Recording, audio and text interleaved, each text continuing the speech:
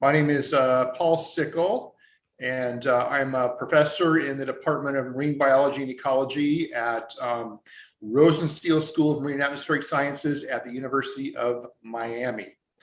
And my path to this field has been a long, strange trip. I started off when I was a little kid going on lots of camping trips with my parents. So my mom was an avid horseback rider, and so she would go horseback riding, and I didn't really like to ride the horses, so I would go explore and catch things. And my father and my grandfather were both avid outdoorsmen. They liked to fish and hunt, and so I've been outside since I was a little kid. I used to watch a lot of nature programs. I read lots of nature books. I had a hard time paying attention in school because I was bored, and so they let me read whatever I wanted to read. And so I had a special reading teacher that gave me nature books to read on like lizards and snakes and fish and stuff like that to keep my attention. So up until I was about in sixth grade, I wanted to become a herpetologist. That was my dream job, to study reptiles. But then I took a freediving class at the local YMCA, and the field component of that was out at Catalina Island, which is an island about 26 miles off the coast of LA. There's even a song about it, so you can look that up. It's the Catalina Island song. And so I went out there and went freediving, snorkeling in kelp forests. And that just completely blew my mind, how all the fish would come right up to you. They weren't afraid of you, and you could just see them behaving naturally right in front of you. Whereas things on land tend to like run away from people, but the fish, they didn't care. So it's like, okay, I'm going to do this. This is what I want to do. So from then on, seventh grade on, I was like laser focused on being, a marine scientist of sort. So so from then in high school, I was able to create my own courses.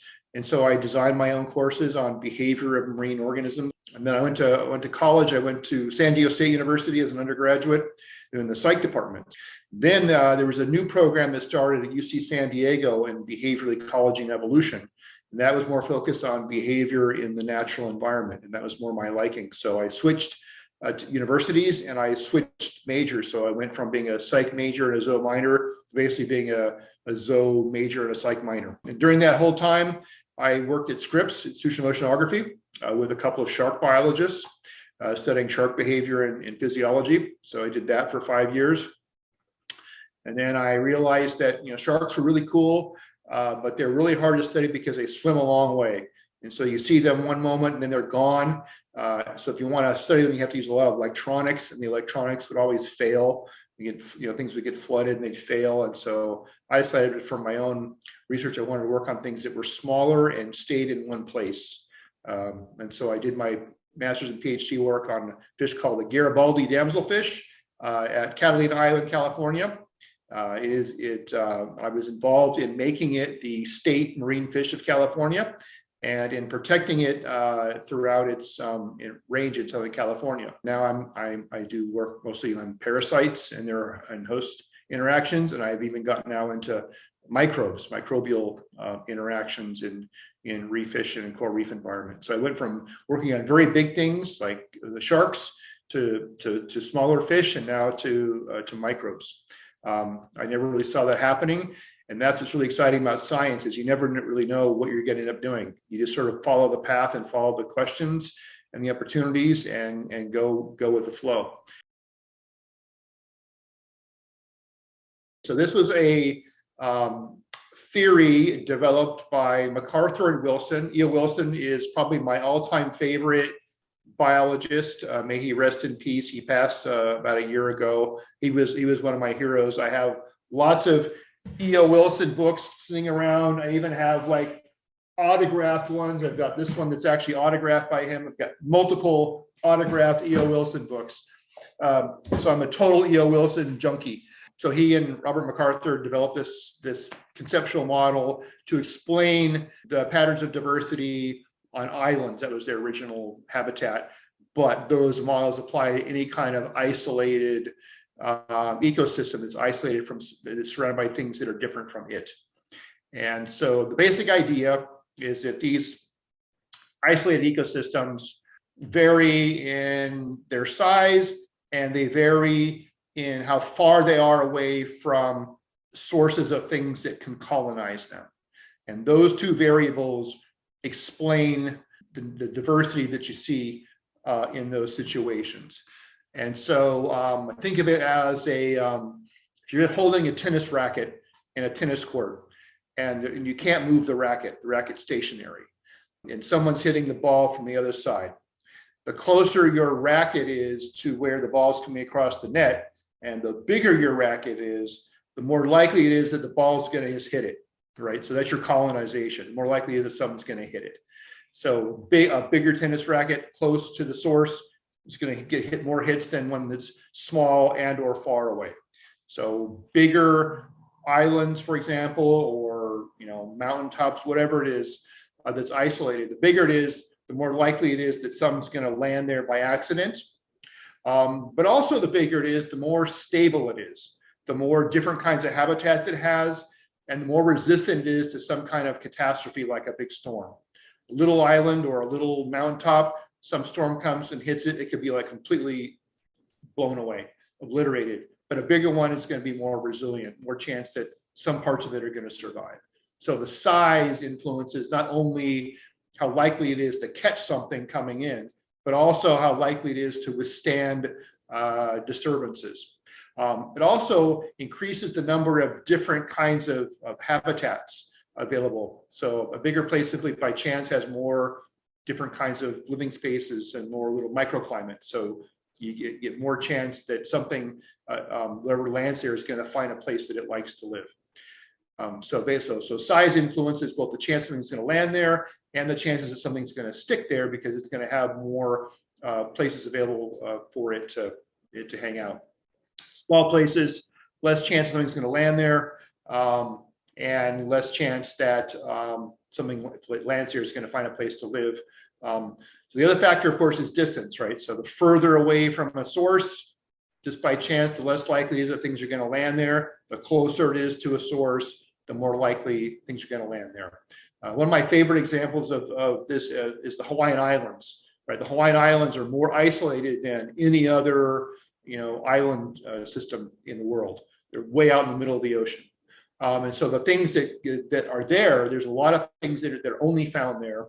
And the recruitment to there from other parts of the ocean is pretty limited.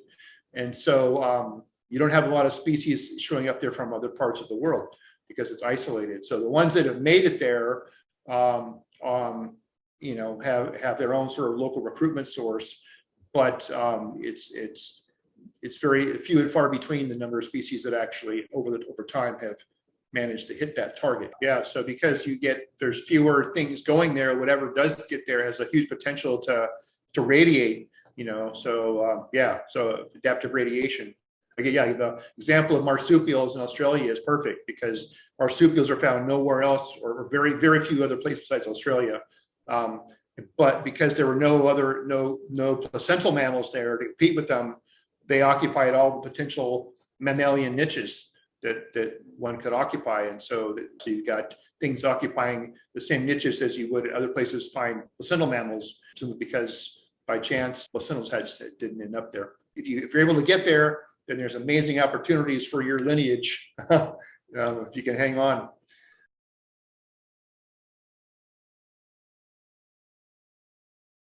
I think drawing some comparisons between marine environments and land is actually pretty important, because marine environments, most of the organisms in those environments have planktonic larvae, have a planktonic dispersal phase, which can last sometimes months. And so that's a normal part of their life history. And so a wide range of organisms have the potential to end up by drifting and hit somewhere. Whereas on land, that's not the case for most things. Insects are an exception, but the majority of animals, for example, don't have that kind of dispersal phase where they just sort of get in the wind currents and just let go wherever they go.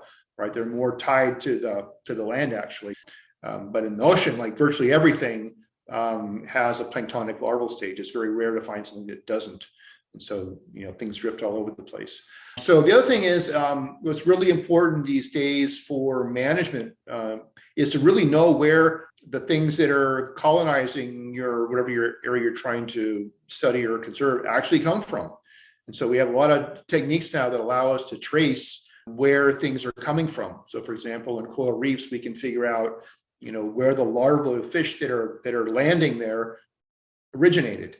So we know the source. And so if you want to protect, say, a given reef, you need to protect not only things that are there, but the areas that they're coming from, that the larvae are coming from. If you just do one, then basically, and not the other, then you're essentially shutting off the supply. And so eventually you run out of organisms. So you really have to know where the things that you're in the areas you're studying are recruiting from, what the sources are. And those techniques were just emerging when I was in graduate school, but now there are lots of really good techniques for determining that.